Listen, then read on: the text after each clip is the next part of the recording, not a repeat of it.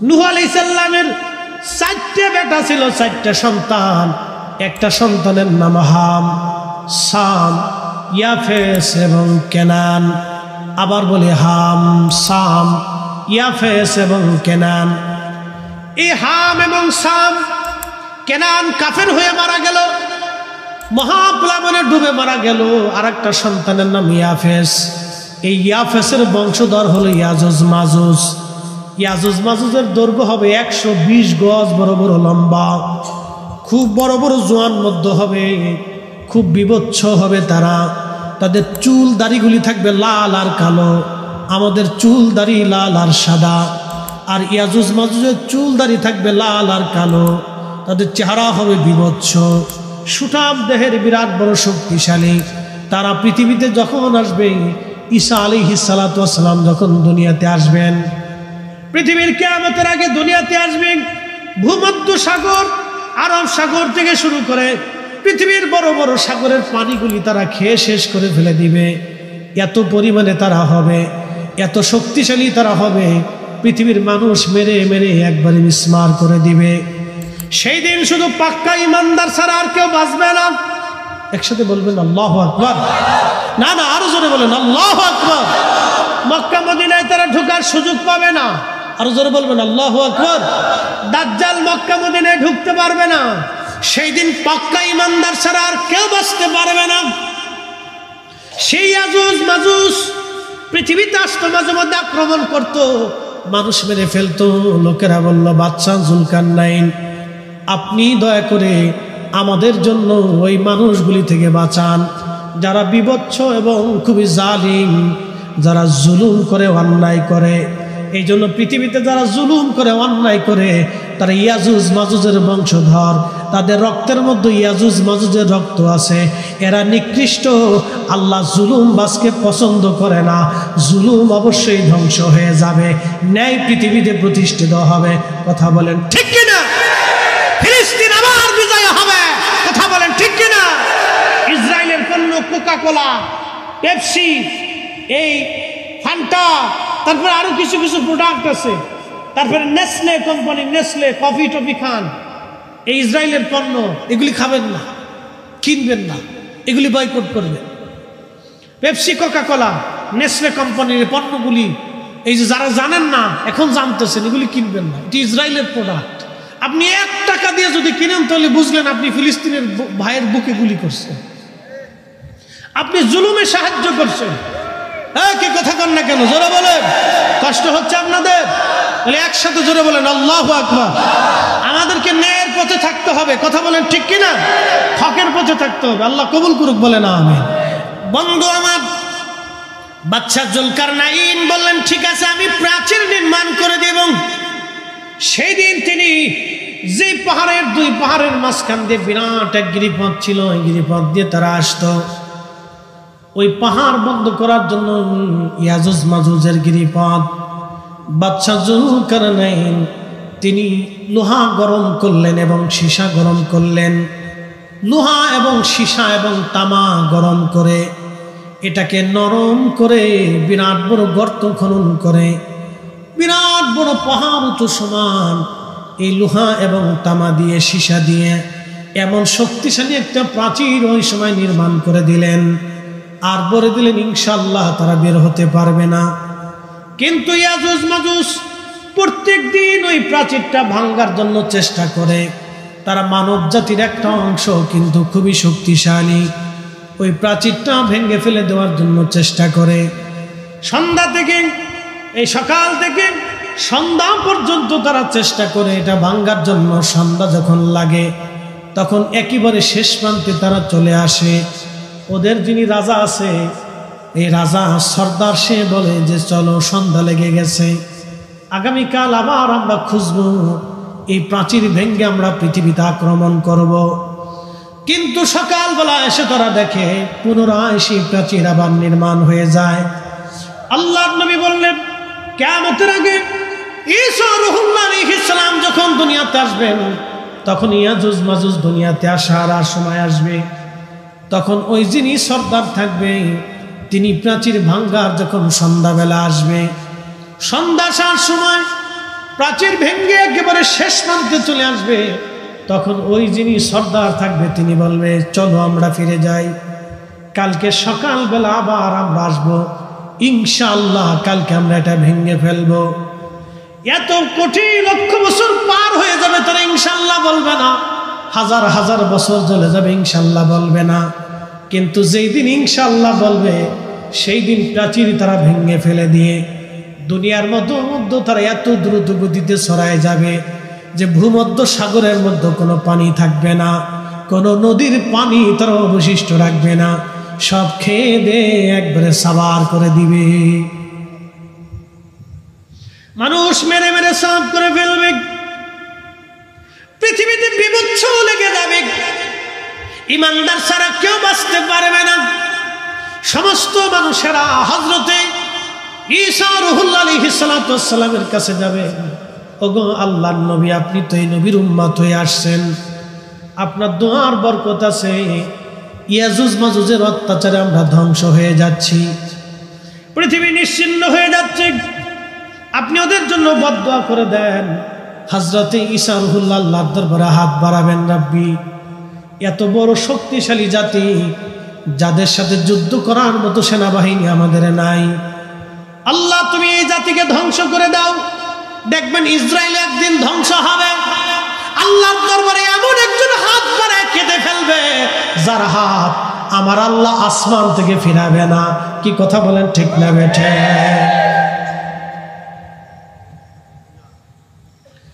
মনোযোগ দেন, তখন আল্লাহর দরবারে হাত দোয়া কবুল হয়ে যাবে।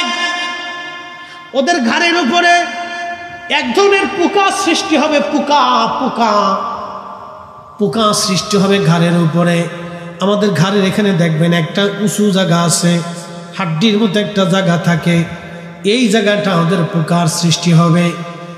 এই পোকা সৃষ্টি হয়ে যাওয়ার পরে কোটি কোটি কোটি বিলিয়ন কোটি কোটি আজুজ মাজুজ মারা যাবে, রাতারাতি পোকায় তারা মারা যাবে, সারা পৃথিবী গন্ধে ছড়ায় যাবে, এত পরিমাণে গন্ধ হবে, ওই গন্ধে মানুষ টিকতে পারবে না।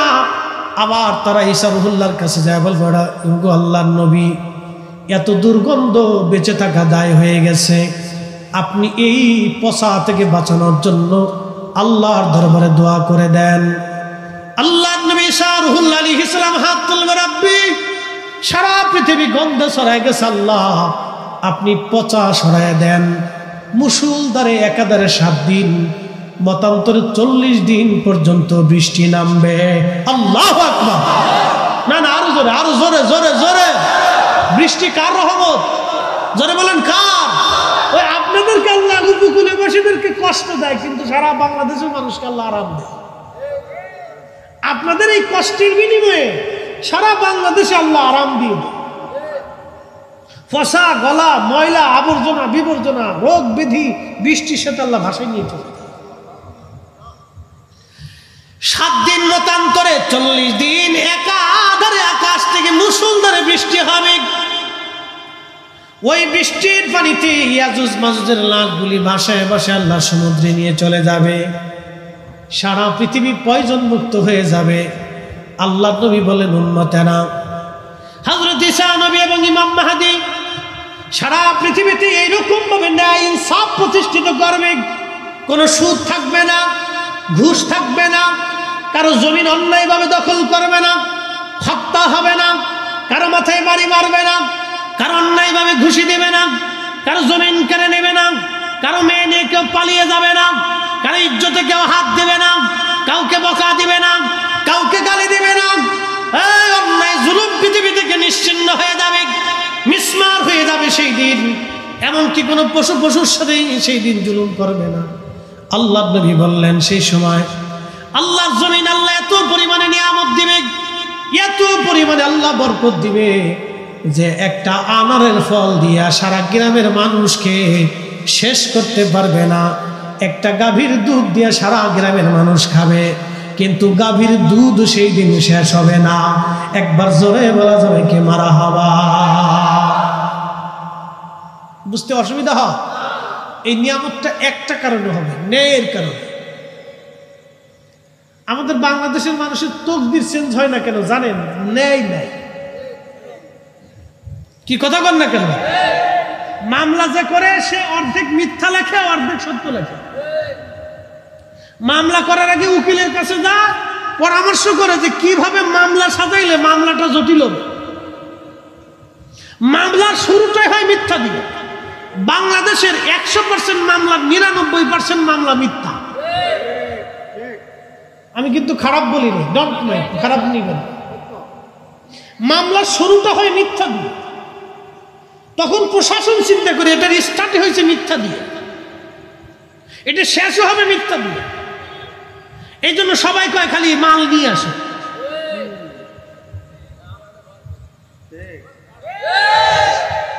এই জন্য বৃষ্টি হয়, নিয়ামত বাড়ে না, ফসল হয়, ফসল বাড়ে না, গাভী আছে দুধ হয় না, দুধ খান শক্তি হয় না, ফল খান বরকত হয় না, খাবার খান কিন্তু বরকত হয় না। কারণটা কি?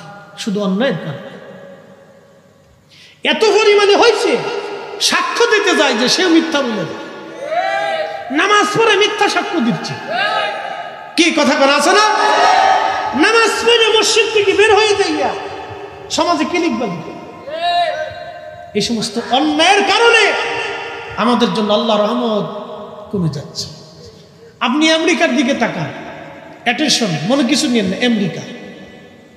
আমেরিকার যেই মেয়েরা হাফ প্যান্ট পরে চলে, সেই মেয়েরা ইসরায়েলের বিরুদ্ধে, ফিলিস্তিনের জন্য তারা মাঠে নেমে পুলিশের সাথে মারামারি করতেছে। আপনি দেখেন ইউনিভার্সিটির ছেলেরা, মেয়েরা। কারণ কি? ওরা ধর্মের জন্য, ওরা মানবতার জন্য। যে অন্যায়ভাবে মানুষগুলিকে মেরে ফেলে দেওয়া হচ্ছে, আর পৃথিবী নীরব থাকবে শুধু এই ন্যায়ের জন্য। ওদের নারীরা অর্ধ উলঙ্গ থাকে, সন্তান জন্ম দেয়, কিন্তু একটা ঘুষ করে পাবেন না। যাই দেখেন ফলের ভিতরে ফরমালিন দেয় না, খাবারের ভিতরে বিষ মিশায় না। আর আমার দেশে শিশুর খাবারের ভিতরে বিষ মিশানো হয়, লাভের আশা। প্রশাসনের উচিত এইগুলিকে গুলিস্তানের মোড়ে, আনাহে যাত্রাবাড়ির মোড়ে মিডিয়ায় নিয়ে ওর কাপড় উঁচা করিয়ে একবারে কায়দা মতো বেদ দিয়ে পিটিয়ে সামরা উঠাই ফেলাই দেওয়া। আমার সন্তান, আমার বাচ্চার ক্যান্সার হচ্ছে, ছোট্ট বেলা একটা বাচ্চা হার্ট স্ট্রোক করতেছে, ব্লাড ক্যান্সারে রূপান্তরিত হচ্ছে, ওর ফ্যাপসা কই যে নষ্ট হয়ে যাইতেছে। কারণটা কি? এই সমস্ত ভেজাল খাবারের জন্য, অতি লোভে, বিরাট লাভের জন্য এই মানুষগুলি খাবারের ভিতরে বিষ মিশিয়ে দিতেছে। মানুষে করতেছে বাবাজি, এরা মানুষে করে। আহা, আমি নবী না মানিলাম, কি যে ভুল করিলাম, ভস্মে ঢালিলাম ঘি, মানুষ হইয়া ভবেতে আসিয়া,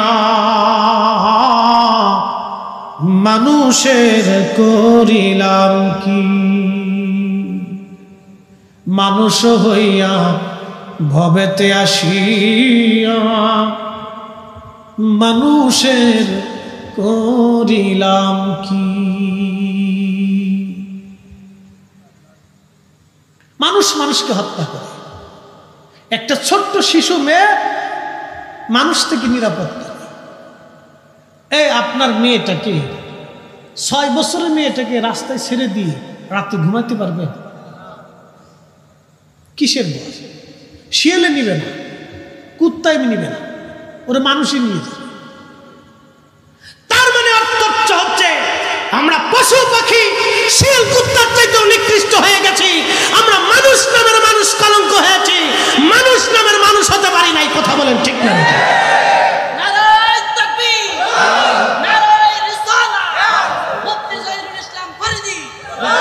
আমরা মানুষ হতে পারি না, মানুষ হতে হবে আমাদেরকে মানুষের মতো। আল্লাহর নবীর তরিকায় মানুষ হতে হবে আমাদেরকে। সাহাবীদের জামানাতে, সাহাবায়ে কেরামের জামানাতে যে মানুষেরা দিনে দুপুরে মানুষ জবাই করত, আল্লাহ রসুলের দর্শে বসে জীবন পরিবর্তন হয়ে গেল। এত পরিবর্তন হলো, আহা, নিজেরা ক্ষুধার্ত থেকে গরিবদেরকে খাবার দিলেন। সাহাবীদের জীবন এত পরিবর্তন হয়ে গেল, পৃথিবীর সর্বশ্রেষ্ঠ মানুষের রূপান্তরিত হল। নবী বলে গেলেন, আসহাবী কান নুজুম, আমার সাহাবীরা আকাশের নক্ষত্রের মতো। একসাথে বলা যাবে না আল্লাহু আকবার? পৃথিবীর শ্রেষ্ঠ মানুষের রূপান্তরিত হবে। কারণ কি? রাসূলের দর্শে বসে মানুষের মতো মানুষ হয়ে গেছে। প্রিয় সাক্ষীরা মুসলমান, বলছিলাম কথাগুলি অনেক আমাদের বুঝে যাওয়া দরকার, আমাদের শিখে যাওয়া দরকার। খুবই মনোযোগ দিয়ে কথাগুলি আর শুনে যাবেন। মানুষ চার কারণে মানুষকে ভালোবেসে থাকে, মনে রাখবেন সারা জীবন। চার কারণে মানুষকে ভালোবাসে। 1 নম্বর জামালিয়াত, 2 নম্বর কামালিয়াত, 3 নম্বর কারাবাত, 4 নম্বর এহসান। জামালিয়াত, কামালিয়াত, কারাবাত, এহসান। জামালিয়াত মানে সৌন্দর্য। মানুষ যদি সুন্দর হয় দেখবেন তারে খুব মহব্বত করে। হযরত মোল্লা আলী কারি মাক্কি বলেন, রাসূলের জামালিয়াত এত সুন্দর ছিল, হালিমাতুস সাদিয়া রাদিয়াল্লাহু আনহা সুদূর তায়েফ থেকে মক্কায় আসছে বাচ্চা নেওয়ার জন্য, ধাত্রী মা হওয়ার জন্য তিনি আসছেন। হযরত হালিমাতুস সাদিয়া বলেন, দুনিয়ার মানুষ আমি মক্কায় আসলাম, সারা মক্কা খুঁজে খুঁজে দেখি একানো ঘরের মধ্যে কোনো বাচ্চা নাই। ধনীরা সব আগে বাচ্চাদেরকে নিয়ে চলে গেছে। আমার উট ছিল দুর্বল, গাধা ছিল দুর্বল, আমি সবার পিছনে চলে আসলাম। সবাই যখন বাচ্চা কাচ্চা নিয়ে ফিরে যায় তখন আমি মক্কায় ঢুকতে লাগলাম। স্বামী আমাকে বলল, হালিমা একেবারে শূন্য চলে যাব, কিছু তো নিয়ে যাওয়ার দরকার। বলে, বাচ্চা তো একটা বাচ্চা আছে, তার নাম মুহাম্মদ, বাবার নাম আব্দুল্লাহ, মায়ের নাম আমেনা। বাবা মৃত, সন্তানটা এতিম, দাদার ঘরে থাকে। কে তার ভরণ পোষণ দিবে, কে তার পয়সা দিবে? আমরাও তো নিজেরাও গরিব, এতিম বাচ্চা নিয়ে আমি কি করব? হালিমার স্বামী সেই দিন ডেকে বলতেছে, হালিমা রে, বাচ্চাটা নেই বা না নেই, চলো না একটাবার বাচ্চাটা দেখে আসি কেমন। একবার জোরে বলা যাবে কি মারহাবা? ওরে এতিম বলে নিল না কেউ, নিলেন বিবি হালিমা। ঠিক কিনা? এতিম বলে সেই দিন কেউ থেকে নেই নাই, কিন্তু হালিমা রাদিয়াল্লাহু আনহা নিলেন। হালিমা বললেন, আমি গেলাম, যাওয়ার পরে হযরত আমেনার ঘরে ঢুকলাম, দেখি তার বক্ষ মোবারকের উপরে সাদা রেশমের একটা কাপড় দিয়ে আবৃত করা, তার নিচে সবুজ একটা রেশমের কাপড় দিয়ে ঢেকে দেওয়া। এত সুন্দর সুঘ্রাণ। আমি ঘরের মধ্যে ঢুকে দোলনার পাশে গেলাম, দোলনার মধ্যে শোয়ানো ছিল, নবী ঘুমিয়েছিলেন। মোল্লা আলী কারি মাক্কি আল মাউরিদের মধ্যে আরো 27টা কিতাবের হাওয়ালা দিয়েছেন। 27টা কিতাবের মধ্যে লিখেছেন এইভাবে। হালিমা বলেন, আমি ভিতরে ঢুকলাম, ঢুকার পরে এত সুন্দর চেহারা কোনো মা জন্ম দিতে পারে আমি হালিমা কোনোদিন কল্পনা করি নাই। চিৎকার মেরে জোরে বলেন না মারহাবা। হযরত হালিমা বললেন, এত সুন্দর ছিলেন নবীজি, এত সুন্দর, এত সুন্দর আমাদের নবী ছিলেন। কোনো মা এত চমৎকার সুন্দর বাচ্চা জন্ম দিতে পারে আমি কল্পনা করি নাই। সৌন্দর্যটা দেখে আমি হালিমা পাগল হয়ে গেলাম।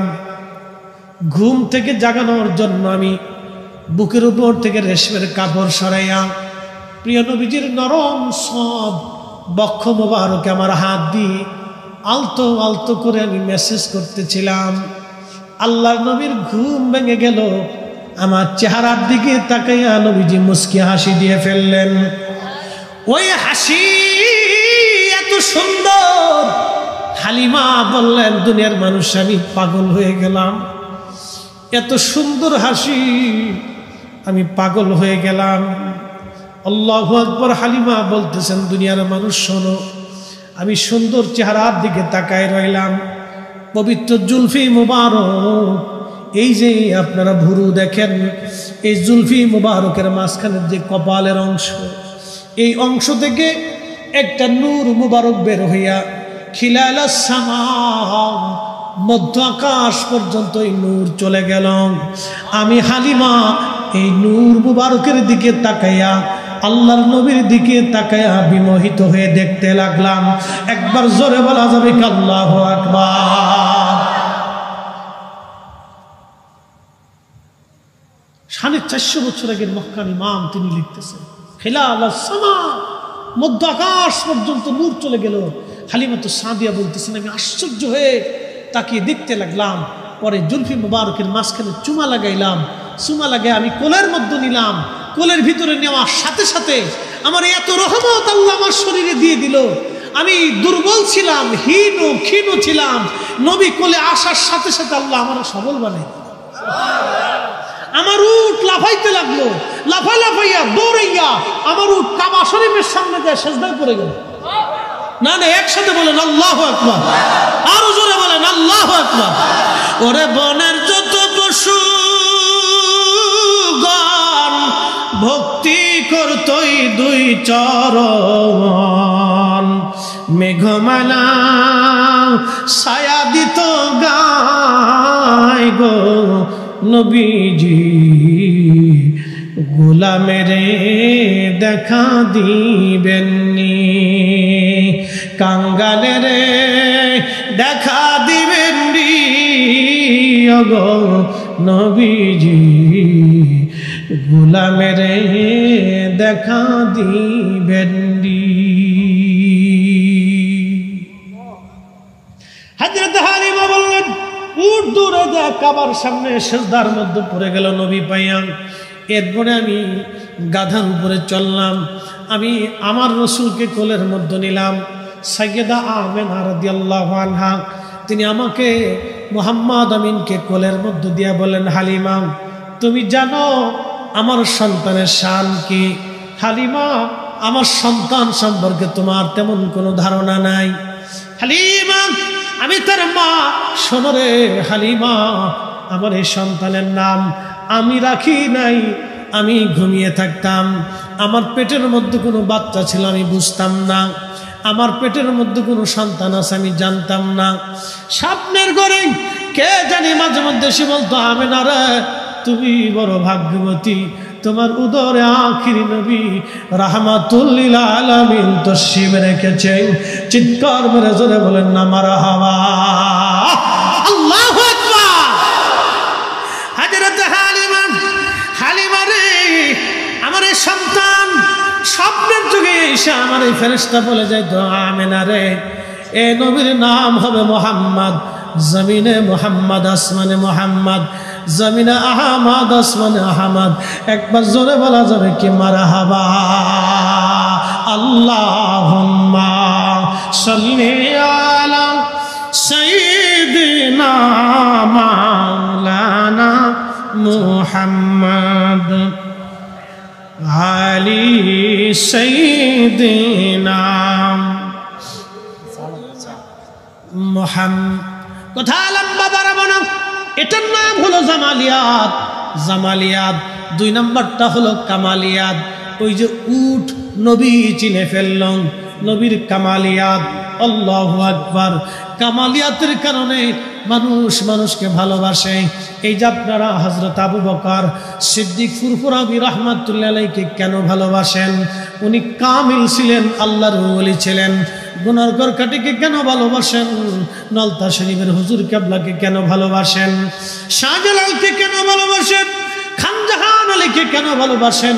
উনরা আল্লাহর পেয়ারা ছিল, উনরা কামালিয়াতের অধিকারী ছিল, বিদায় আমরা ওনাদেরকে ভালোবাসি। জামালিয়াত ও কামালিয়াত। 3 নম্বর হলো কারাবাত। কারাবাত মানে নৈকট্য। আপনি বন্ধুর সাথে যত কাছাকাছি থাকবেন, যত দেখা সাক্ষাৎ হবে, উঠা বসা হবে, চলাফেরা হবে, তত মহাব্বত বাড়তে থাকে। এটার নাম কারাবাত। এই জন্য সন্তানদেরকে সময় দিতে হয়, স্ত্রীকে সময় দিতে হয়, ফ্যামিলিকে সময় দিতে হয়, সমাজকে সময় দিতে হয়, মানুষদেরকে সময় দিতে হয়, বন্ধু বান্ধবদেরকে সময় দেওয়া লাগে। এটার নাম কারাবাত। 4 নম্বর এহসান। এহসান মানে দয়া। আমরা আজকে দয়া করা ভুলে গেছি। আল্লাহর নবী বললেন মাল্লাম ইয়ারহামিন নাস মাল্লাম ইয়ারহামিল্লাহ, যে মানুষকে দয়া করে না আল্লাহ তাকে দয়া করে না, যে মানুষকে দয়া করে না আল্লাহ তাকে দয়া করে না। আল্লাহর কোরআন বলতেছে قد أفلح المؤمنون الذين هم في صلاتهم خاشعون।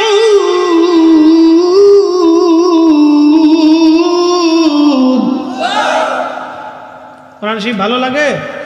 তাহলে একসাথে আবার জোরে বলো আল্লাহু আকবার। আল্লাহর কোরআন বলতেছে হুজুর সফল কাম সে, কামিয়াবি হাসিল করলো সে, জিন্দেগি কামিয়াব তার যে নামাজের মধ্যে খুশু অবলম্বন করে একাগ্র চিত্তে শুধু আপনি আল্লাহর ভয়ে, আমি আল্লাহর ভয়ে, রসুল আপনি বলে দেন আমি আল্লাহর ভয়ে, আমি আল্লাহর জন্যে, আমি আল্লাহকে খুশি করার জন্যে যে সলাতে দাঁড়ায় যায়, যে সেজদাতে চলে যায়, যে রুকুতে চলে যায়, এ নামাজই কামিয়াবি। সেই প্রকৃত মুমিন, সেই সফল কাম হবে, নতুবা সফল কামের আর কোনো সুযোগ নাই। এজন্য সালাত আল্লাহর জন্য হবে, নামাজ আল্লাহর জন্য হবে। সমাজের ডরে নামাজ হবে না, নামাজ হবে আল্লাহর ভয়ে, আল্লাহর জন্য নামাজে দাঁড়াবেন। কালকে জুমার দিন আসতেছে, এই জুমার দিনের ফজিলত আল্লাহ রসুল উম্মতকে বলেন উম্মতেরা জুমার দিন আজান পড়ার সঙ্গে সঙ্গে ইয়া আইয়ুহাল্লাযীনা আমানু ইযা নুদিয়া লিস-সালাতি মিন ইয়াউমিল জুমআতি ফাসআউ ইলা যিকরিল্লাহি ওয়া যারুল বাই'। এ ঈমানদার, জুমার নামাজের আজান যখন পড়ে যায় তুমি বেচা বিক্রি বন্ধ করো, ব্যবসা বন্ধ করো, চাকরি বন্ধ করো, ক্ষেত খামার বন্ধ করো, সংসার বন্ধ করো, গরু ছাগল বন্ধ করে দাও, বেচা বিক্রি বন্ধ করো, সমাজ কামাজ বন্ধ করো, তোমার জীবনের সব চাহিদা বন্ধ করো। এখন নামাজের জন্য রেডি হও, নামাজের জন্য তৈরি হও, আল্লাহ স্মরণে মসজিদের দিকে তুমি ধাবিত হও। দালিকুম খায়রুল লাকুম ইন কুনতুম তা'লামুন। যদি তুমি বুঝো, যদি তুমি বুঝো এটার ভিতরে বিরাট কল্যাণ নিহিত আছে। আল্লাহর নবী বললেন জুমার দিনে যে মুসল্লি গোসল আদি করিয়া সুন্দর পোশাক পরিয়া, চমৎকার পোশাক পরিয়া পায়ে হেঁটে হেঁটে হেঁটে হেঁটে মসজিদে চলে যায় আদবের সাথে, মসজিদের প্রথম কাতারে ইমামের কাছাকাছি বসে আদবের সাথে খুতবা শুনে ধীর স্থিরতার সাথে নামাজ আদায় করে খুব আদবের সাথে বের হইয়া আবার হেঁটে হেঁটে হেঁটে হেঁটে বাড়ি চলে আসে।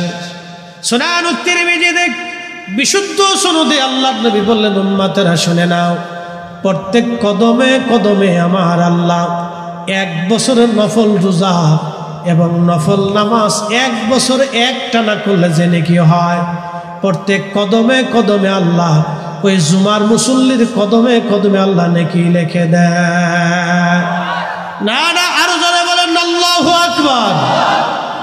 তাহলে মসজিদে জুমার নামাজে যাবেন, ধীর স্থিরতার যাদের সাথে যাবেন। অনেকে মসজিদে যায় হইচই করে, হই হুল্লা করে, চিল্লা ফাল্লা করে, লাফালাফি করে, সালিশ দরবার করে, এই গল্প সেই গল্প, এই আলাপ সেই আলাপের অত হয়ে যায়। না না না, আবার বলে দিয়ে যায় ধীর স্থিরতার সাথে পায়ে হেঁটে হেঁটে হেঁটে হেঁটে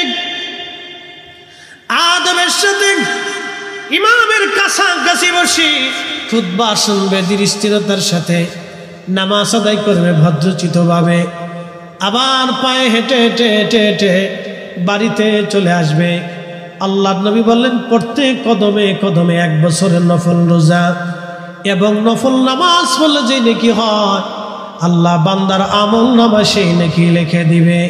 একবার জোরে বলা যাবে কি সুবহানাল্লাহ।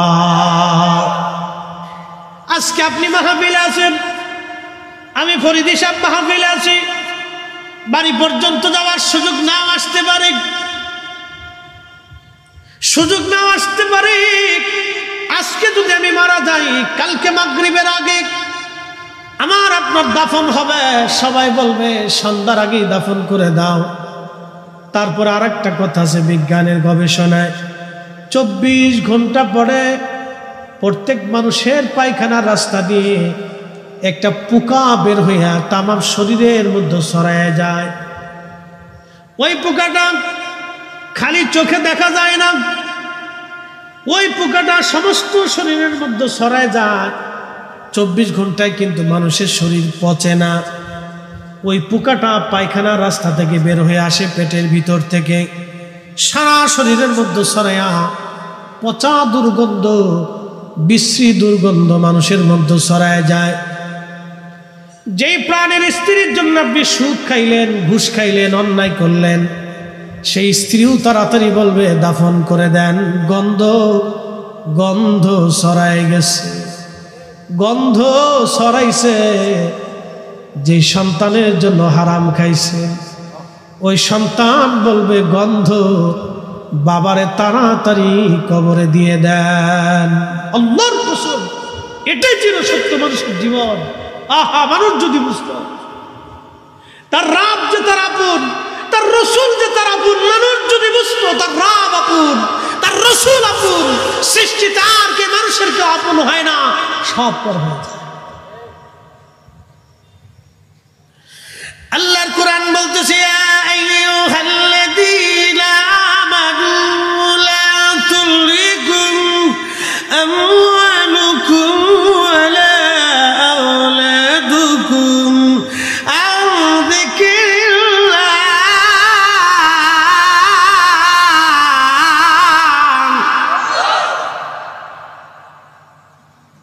এই বান্দা,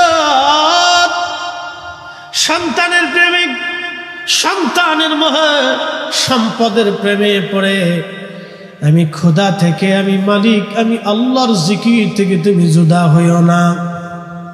আমি আল্লাহর জিকির থেকে জুদা হইও না, নামাজ থেকে জুদা হইও না, হক হালাল থেকে জুদা হইও না, রোজা থেকে জুদা হইও না। সামর্থ্য যদি হয় হজ করা থেকে, যাকাত দেওয়া থেকে জুদা হইও না।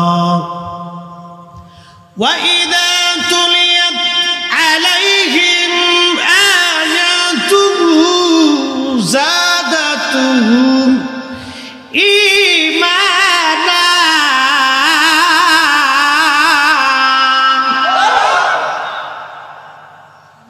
وَإِذَا تُلِيَتْ عَلَيْهِمْ آيَاتُهُ زَادَتْهُمْ إِيمَانًا।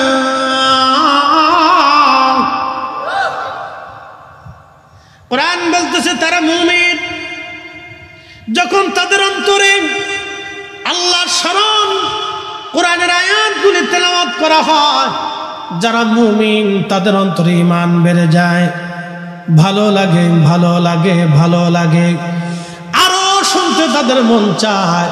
আর যারা মুমিন বেঈমান, কোরআনের আলোচনা শুনলে তাদের গায়ে জ্বালা ধরে যায়। কথা কোন ঠিক কিনা? সৎকর্মবাসী মা বোনেরা শুনিয়া যান, এই জন্য প্রত্যেক ঘরে ঘরে কোরআনের আওয়াজ দরকার। আগের যুগে দেখেছি দাদি নানীরা ভাঙ্গা ভাঙ্গা গলায় কোরআন পড়তো।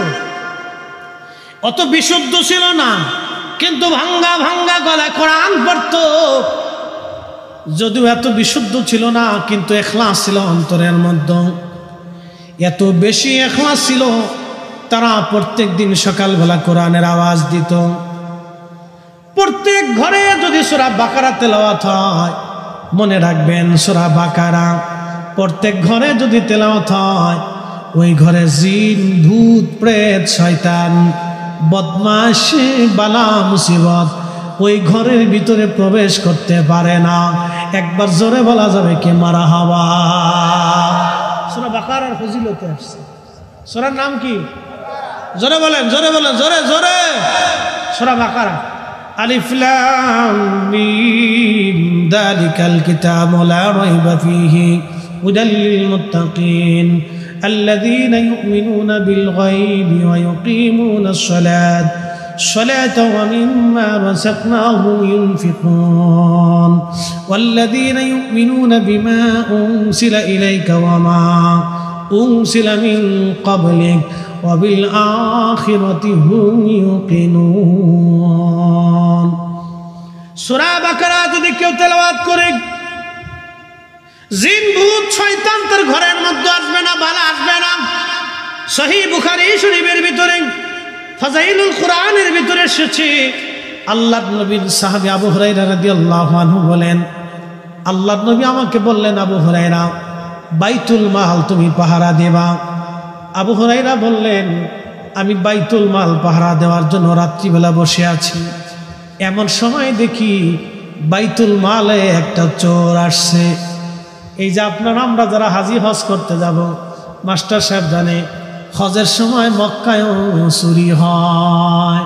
মাকালের ফল দেখতে ভালো, উপরে লাল নীল ভিতরে কালো, ঠিক কিনা?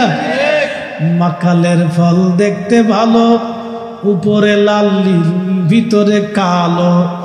সারা জীবন এমনি গেল দয়াল, খাইতে আমরা পারলাম না।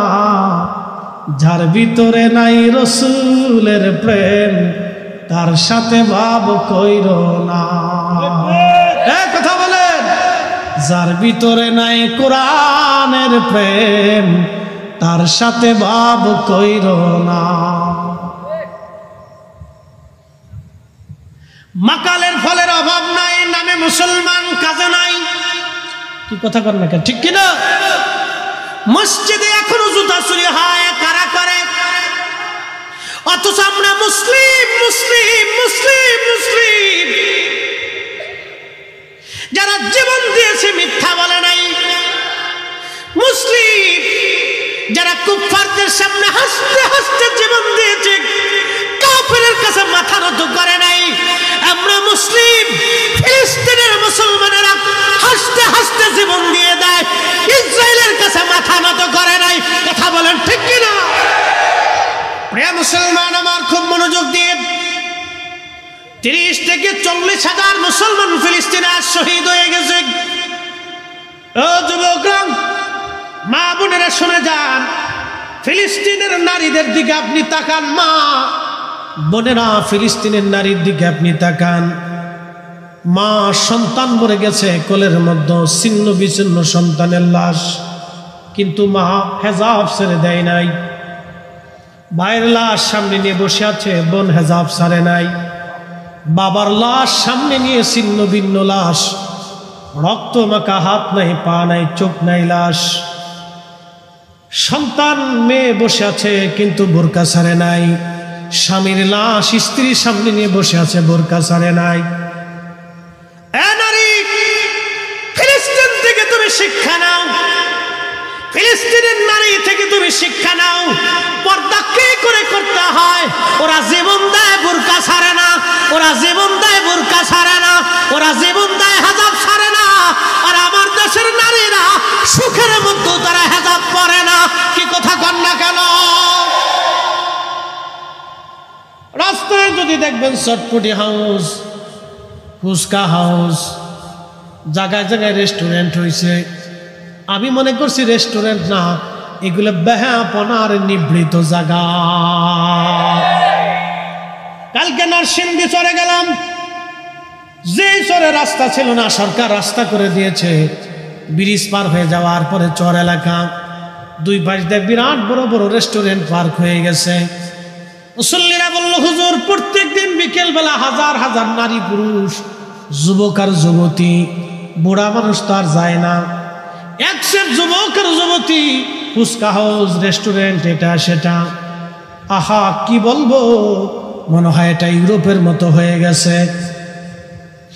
নারীরা ঘর থেকে বের হইয়া পুরুষের সাথে রেস্টুরেন্টে যায়, যারা গল্প করে খাবার খায়, ও নারী জাতির কলঙ্ক। ওই নারীর ভিতর থেকে আগামীর মুসলমান, ভালো কোনো মুসলমান আশা করা যায় না। কথা কন না কেন? ও নারীর থেকে আগামী দিনে ভালো কোনো মুসলমান আশা করা।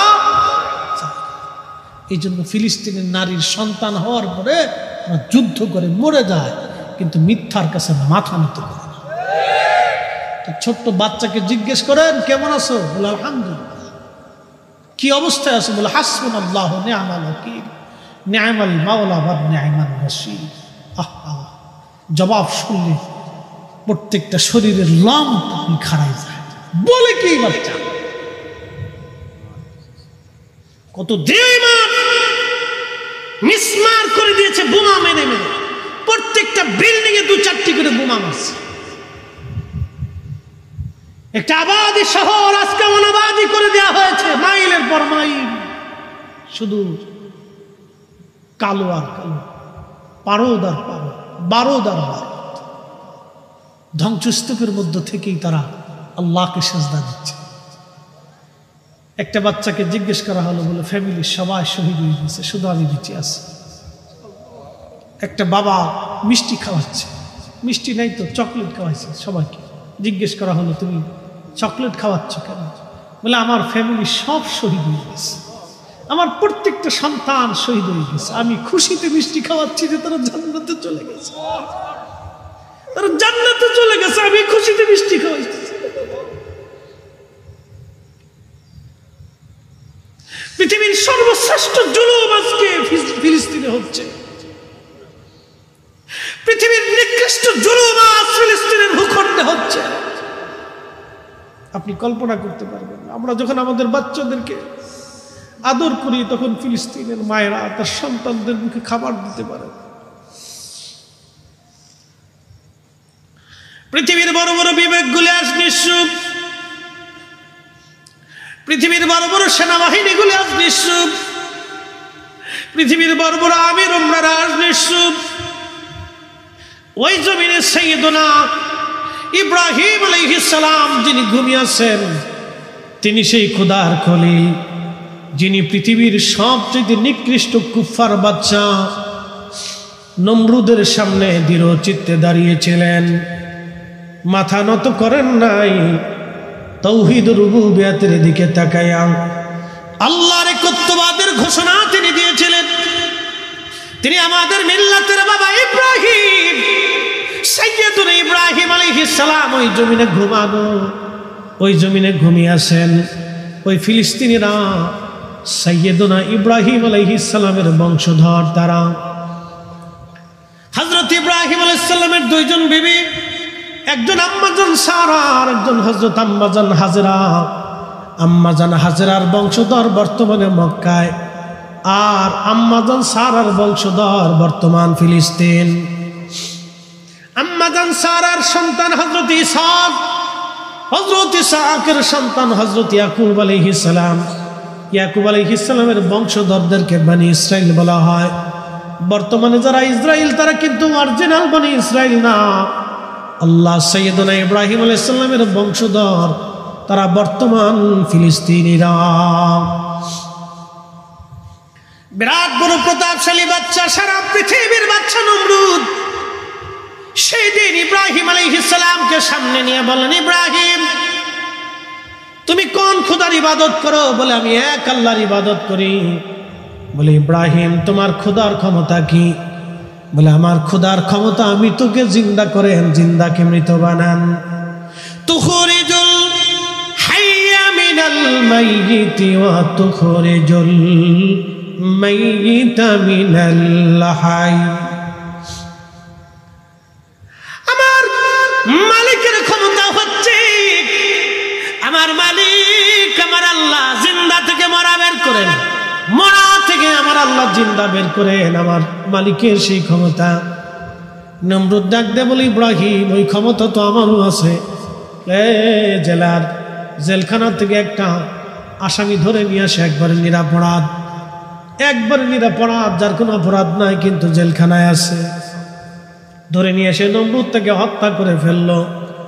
অপরাধী মৃত্যুদণ্ডপ্রাপ্ত আসামিকে জেলখানার থেকে খালাস করে দিয়ে নমরুদ বলল, দেখ ইব্রাহিম তোর খোদার যে ক্ষমতা, সেই ক্ষমতা তো আমারও আছে। আমি একেবারে নির্দোষকে খালাস করে দিলাম, হত্যা করে ফেললাম।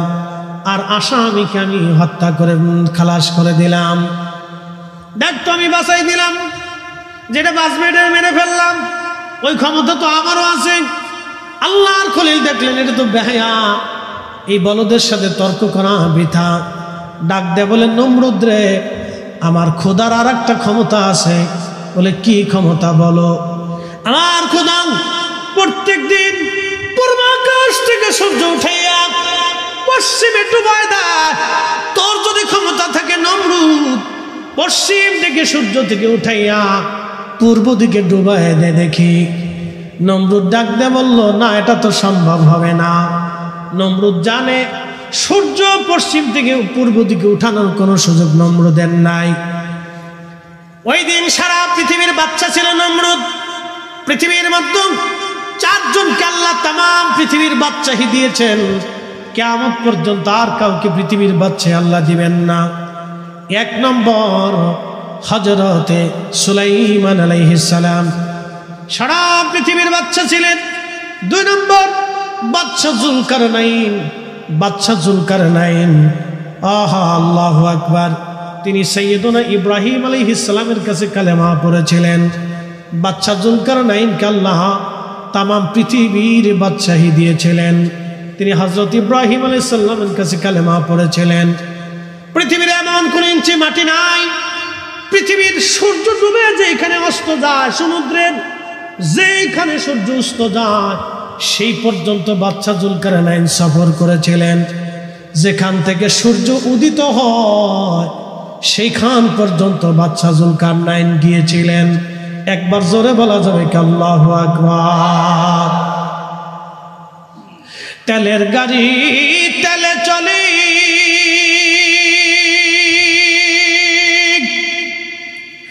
হাওয়ার গাড়ি হাওয়ায় উড়ে। তেলের গাড়ি তেলে চলে,